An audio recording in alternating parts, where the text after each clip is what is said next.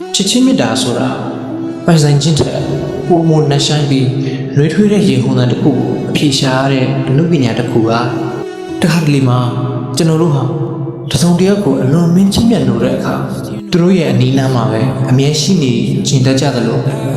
သူတို့ရဲ့ရွေးချယ်မှုကလည်းကိုယ်တိုင်ပဲဖြစ်စေခြင်းကြတာတဘာဝပါပဲချစ်ချင်းမြတ်တာရဲ့အစစ်မှန်ဆုံးနဲ့အမြင့်ဆုံးအဆင့်ကတော့လောဘကင်းခြင်းပါပဲချစ်ချင်းမြတ်တာနဲ့ပတ်သက်လာရင်ရွေးချယ်ခြင်းမပြုတဲ့လက်ခံရမယ်ဆိုတဲ့အတိတရားဟာရွေးချယ်ခြင်းမခံရတဲ့နှလုံးသားကို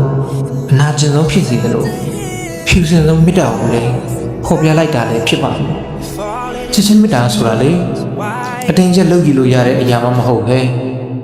ပြီးတော့နှောင်ကြိုးတွေနဲ့တုပ်ထားမှမြင်ရလို့လည်းမဟုတ်ပါဘူး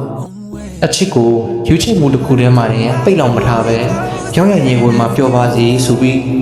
အဝေးကတိတ်ဆိတ်မေတ္တာပို့ရတဲ့ခံစားချက်ကိုပါလက်ခံနိုင်စွမ်းရှိတဲ့အခါအဲ့ဒီချစ်ချင်းမေတ္တာအချိန်တွေဘလောက်ပဲပြောင်းသွားနှလုံးသားထဲမှာအမြဲတမ်းရှင်သန်သွားမယ်အမတ်တရားတစ်ခုဖြစ်သွားပါလိမ့်မယ်